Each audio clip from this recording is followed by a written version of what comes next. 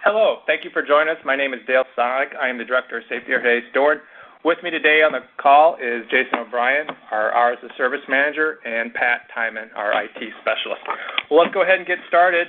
I'll go over the numbers with you guys. So our CSA scores for May are the following here for ACE BME. Our unsafe score fell 3% to 54. Hours of service saw no change at 71%. Vehicle maintenance decreased 1% to 81. Driver fitness was at 0 again. Crash moved down 16 percentage points to 31%, and our drug and alcohol category stayed the same at 6%. On the Win Government Secure side, our scores are the following. Unsafe at 1%. Nice job, everybody, at that. Hours of service inched up 1 percentage point to 16%. Vehicle maintenance went down 2 percentage points to 17, driver fitness at 0, and crash remained the same at 2%. As far as drivers who had clean inspections during road check, here are the following drivers. We had Ronnie Roberts, Jimmy Doherty, John Molesky, Everett Chisholm, Russell Ziegler, Don Laymiller, Christopher Connor, Terry Carver, Melvin Sturgis, Rodney Karsner, and Timothy Hatch. I'd like to thank you guys for doing a great job, especially during road check. We had a pretty good road check as far as inspections. We were roughly a little over 65% of them were clean. The issues we did see were drivers who had mechanical issues. I do remember seeing about 3 violations for unsecure fire extinguishers, so let's just make sure we're checking on those and that they're secure and are full so they can be used. I do want to prompt everyone, if you have a question or a safety tip, please hit *3 so you could get in the queue. We will take tips and questions at the end of this call. As far as our claims, both cargo and liability, we're having a really good quarter so far, with just a couple days left. Looks like we will be about $70,000 to the good. Our goal is $129,000. We're doing a great job. I'd like to thank everybody for paying attention, avoiding accidents, making sure their stuff is secure. The only claims we had here, we did hit a stationary object, a fuel pump here a couple of days ago. Obviously, that goes with anything that's stationary. You need to make sure you're clearing it before moving around it. And then we did have an accident where we were making a right turn and the trailer swing hit a car going the opposite direction. Obviously, you got to make sure you can make that turn, or you'll need to wait until any sort of obstruction is clear before you make that turn. I'd like to turn it over to Jason. He's going to tell us a little bit about logs right now. Jason, how you doing? I am awesome, Dale. Thanks for having me here today. You're welcome. What I did want to talk about today is going to be more on the personal conveyance, and I know we talk about that, it seems like, every call, but as of a couple weeks ago, a lot of things changed with personal conveyance, and I just wanted to make sure that you guys knew what those things were as far as changing. So first we'll talk about the things that we're still not able to do on personal conveyance, and then we'll talk about the new uses of personal conveyance that you are able to use. So starting off with the things that we're not able to do on personal conveyances, the movement of your commercial motor vehicle in order to enhance the operational readiness of a motor carrier.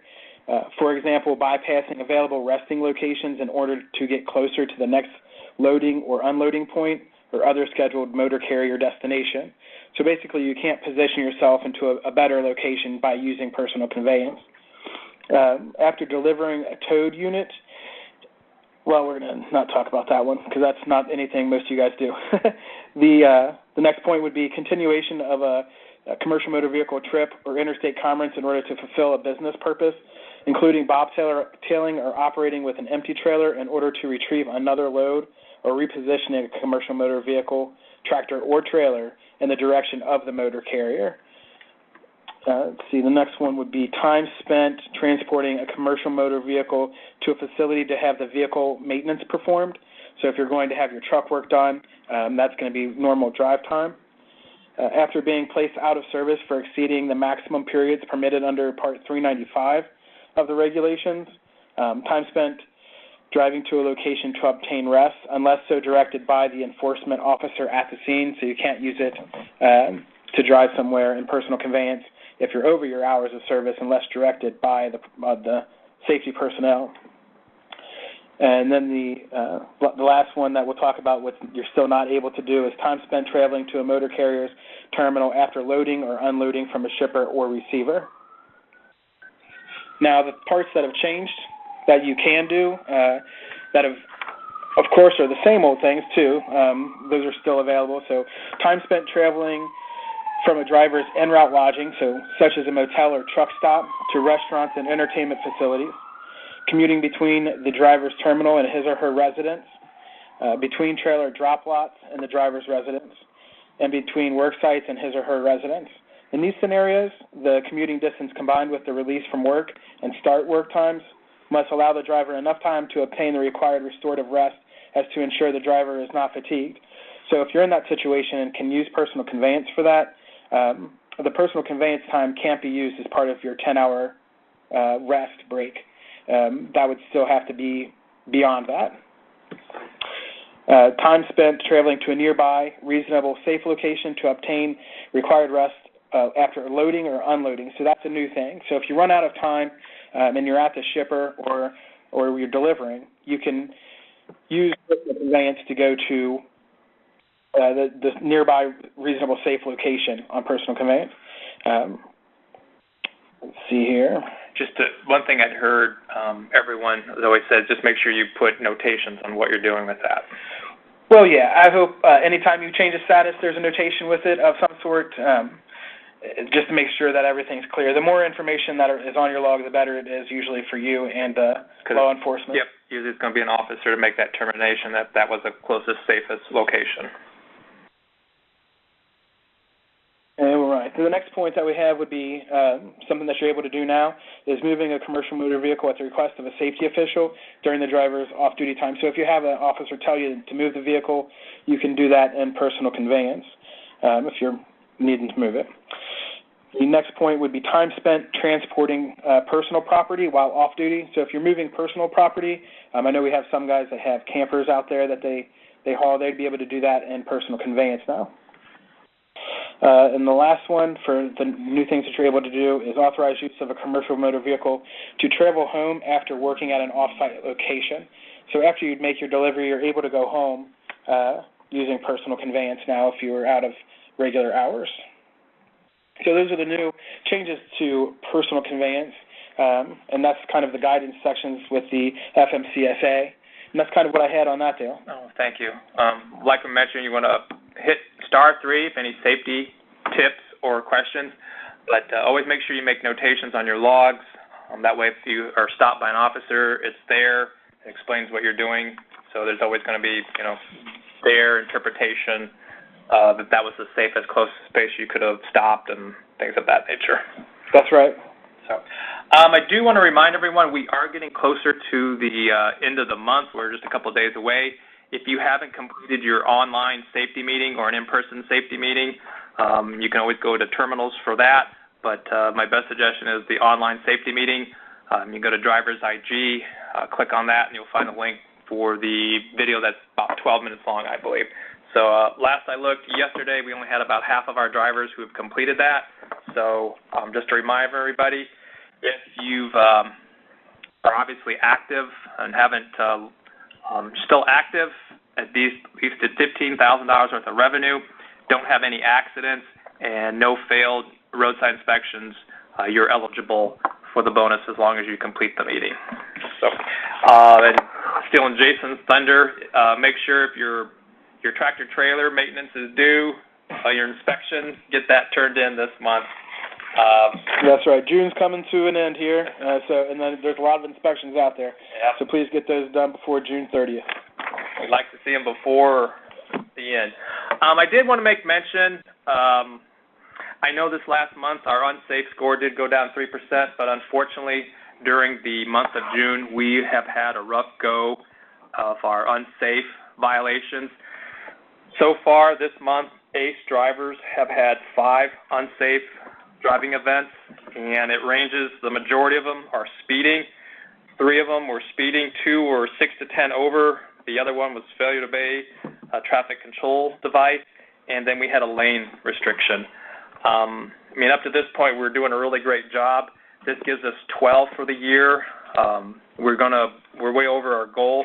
At max, we're supposed to have 18 for the year, what we have scheduled. So I'm going to ask everyone, you really, really need to pay attention to the road signs out there and make sure you're obeying them. Looking ahead will help you prevent these type of situations. That's all. I can't stress that enough. I think, Jason, you had, before we came on air, you had an additional comment you want to make about once you get pulled over, what happens? Well, yeah, the unsafe behaviors, they put, of course, the drivers at risk and the motoring public at risk. They also tend to lead to unwanted attention from law enforcement officials, which in most cases lead to other CSA violations. Such as vehicle maintenance and vehicle maintenance, logs. It could be anything, Yeah.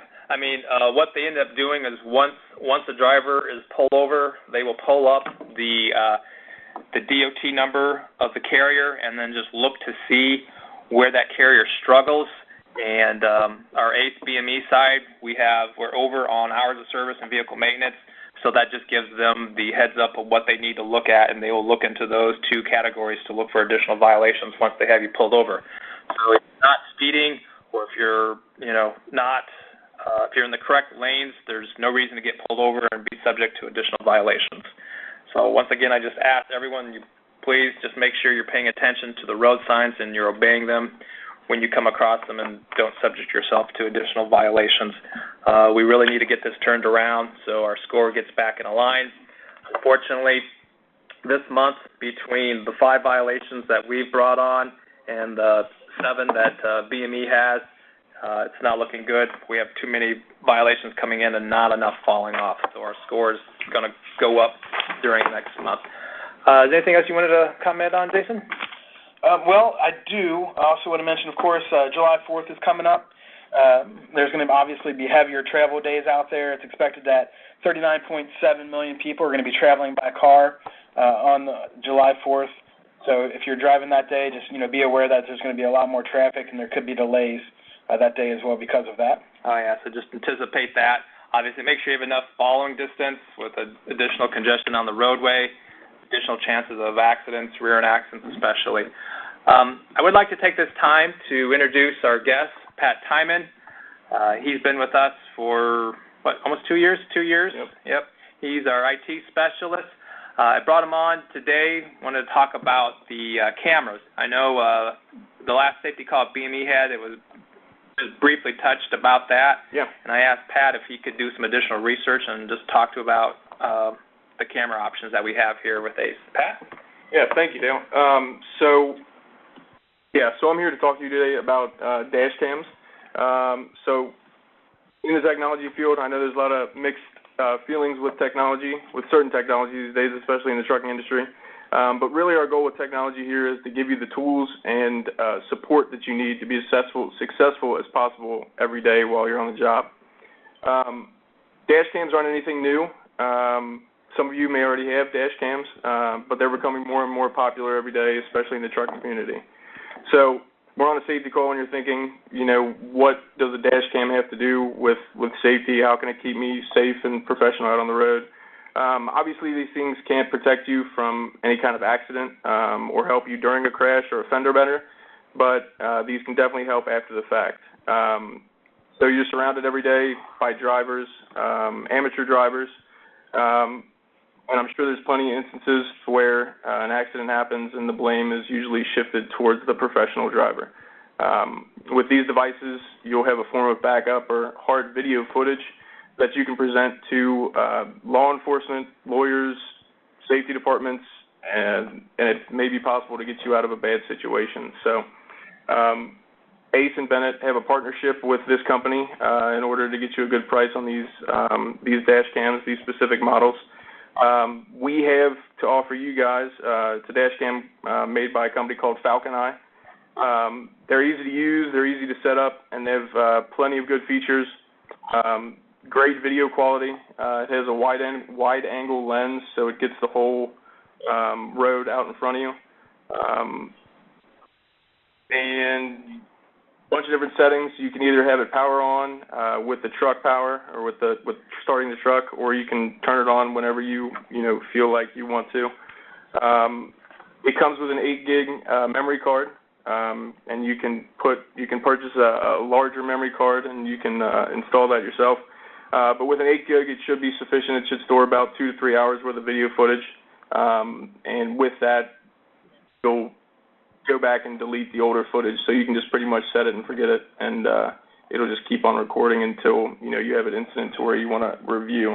So we're currently running a special price on these certain cameras for this month, so for a couple more days here. So for right now, you can get a camera for $115 for the rest of June, and then after that, they'll go up to $139, which is still a good price, but if you want one, you can have the purchase price come out of your settlements or however you want to do it. So if you are interested in one, you can contact the safety department here at ACE or myself, and we'll get you set up with one and get you up and rolling with it. So how long does it usually take to get that shipped out to the driver? It depends on. So right now we don't have any here, so we would have to get some from Bennett. But I would say usually once the money's in your settlement, you can get it shipped out within 2 to 3 days. Okay, and it's easy installation? Yeah, so basically you just get out of the box, plug it into a cigarette lighter, mount it on your windshield, and then change a few settings, but basically just power it on and set it and forget it. So the nice thing that I've seen about dash cams is, if you do have an accident, you have the proof. I did see a video probably about a month ago that was shared with me where a commercial driver was in stop-and-go traffic, and a passenger car just creeped in right in front of him, and there's no way he could have seen that, and ended up hitting the back of the car. And when the officer came out and looked at the dash cam, he gave the other driver a ticket for coming in with not enough space. Exactly. So it can exonerate you. It's good to know, and if it's not the case, we know the other way that we need to settle and just take care of matters. So yeah, it's a good small investment that you can make for the safety of you and your truck. So definitely agree. I just want to remind everyone, *3 if any tips or questions. Looks like we only have one individual in the queue, so if you want to go ahead, we're wrapping this up here, so we'll take some questions or safety tips from any of our drivers. So I just want to remind everybody, with the 4th of July, like Jason said, there's going to be extra congestion out there. Let's make sure we're reducing our speed, increasing our following space, just to make sure we're avoiding accidents, and obviously we're following traffic and road signs and doing our best to avoid unsafe violations. And we'll go ahead, and Pat, if you're ready, we will take 1 second. You ready? Hey, Jimmy, it's Dale. How are you? How you doing? Doing well. It's nice to speak to you again today. Yeah. Is there? Yep. Go ahead. What's your question or your safety tip? That personal conveyance, when you're out of hours, are you able to? For example, I ran from the house, and I had to wait till midnight to get hours to go home. All right, Jimmy, I'm sorry about that. The phone was kind of going in and out on us there, and we didn't get the whole question. Could you repeat that once more? No. I ran out of hours in Waterloo, Iowa. You drunk? Hours back to go home because of you wouldn't let me do the personal conveyance. Is that still the same? You're out of hours. Can you drive home? You're totally out of hours. Can you drive home on personal conveyance? So Dale's interpreting your question as being, if you're out of hours, can you drive home on personal conveyance? Right. If that's the question, it depends, I guess, on the situation. If you just delivered somewhere and you're going home directly from where you just delivered to your house, the way that personal conveyance has been changed would allow for that, yes. Okay.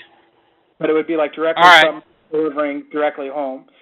You wouldn't be able to say deliver something at 3 p.m. and then decide at midnight you want to go home and then be able to do it that way. You would have to do it like immediately. No, I delivered and I had like 2 minutes left on my 70, and I wanted to go home and take a 34-hour break, and you guys wouldn't let me at that time because you said it was illegal. Well, yeah, and the regulations have changed, so now that's something that the FMCSA has said is you're able to do. So yes, you can certainly do that. Ah, far out. Yeah. All right, cool. Thank you. Thanks, Timmy. All right, star 3, safety tip or any questions. Looks like we have another individual coming in to the queue here. Be available, Pat?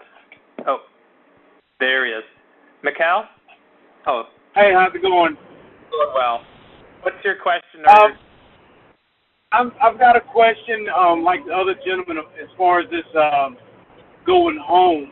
I delivered this morning in Fairmont, Maryland, and I'm going home 7.5 hours. I have enough time to do it to get home, but is there a limit on how far you can go? Because if I can go home on personal conveyance, that saves my hours for the week. I don't have to show this 7.5 hours of. I mean, is there a cap on it? I'm going home. I'm not going to Lowe's. I'm going to my house.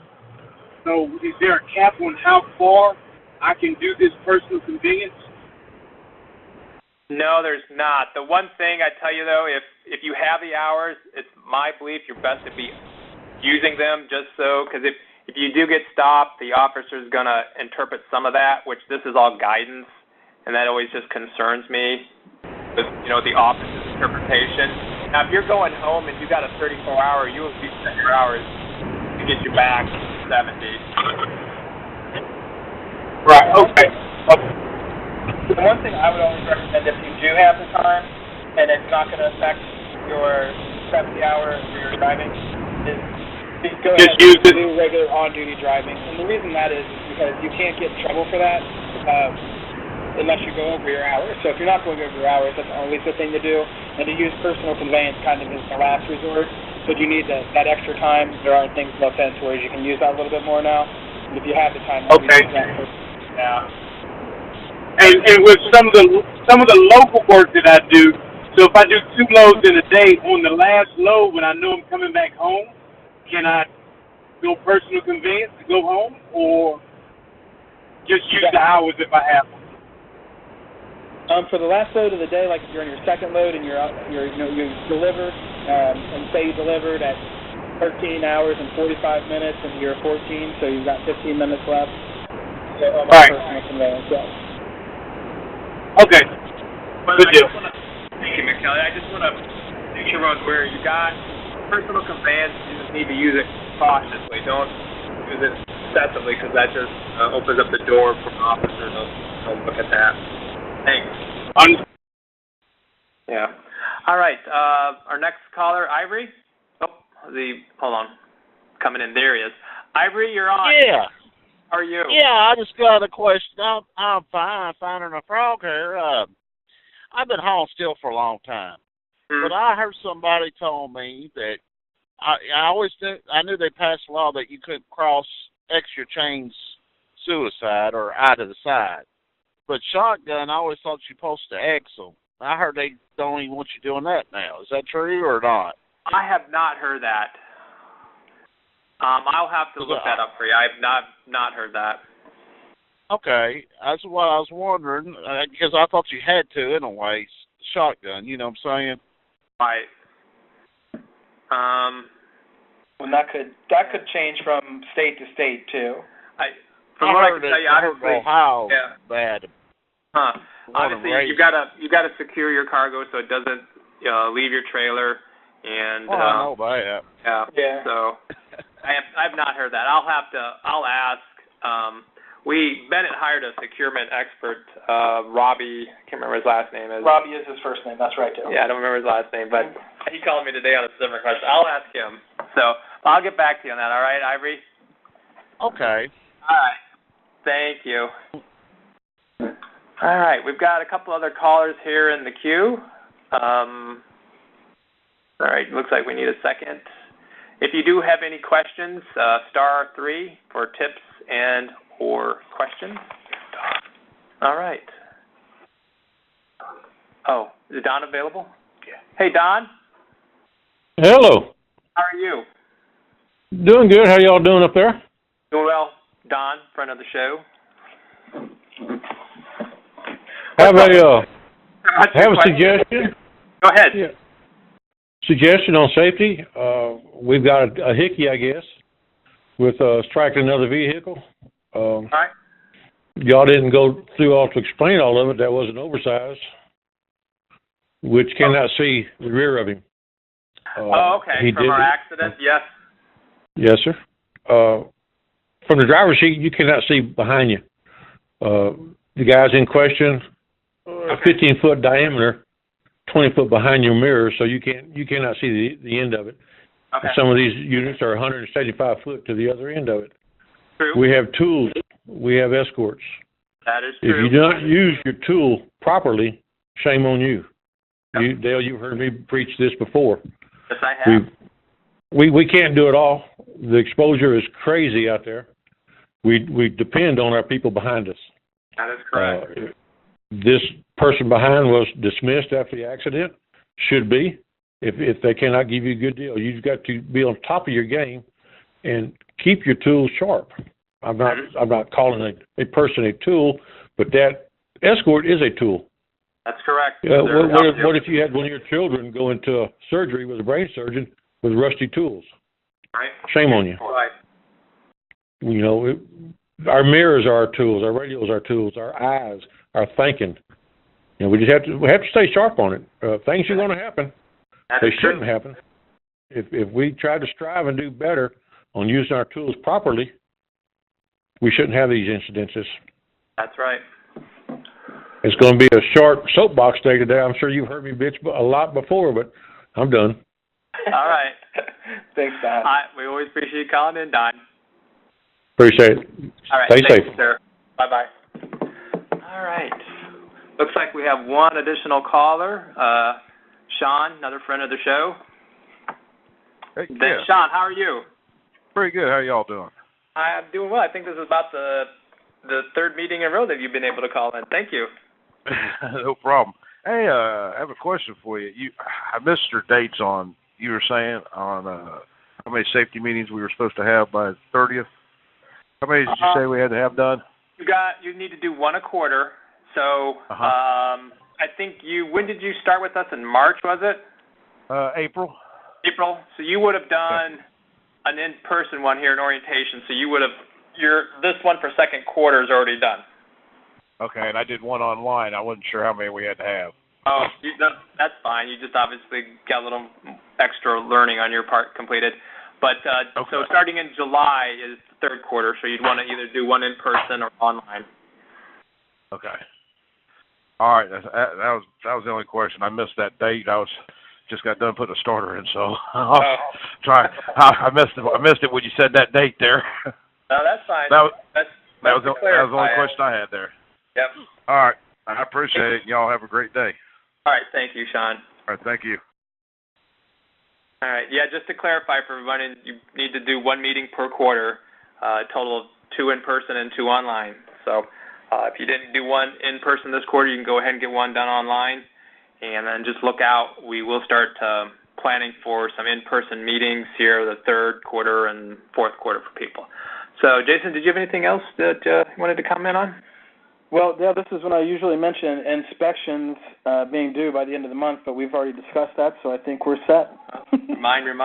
Nothing wrong with that. That's right. I'd like to thank Pat for joining us. He has some really good information on the stash cams.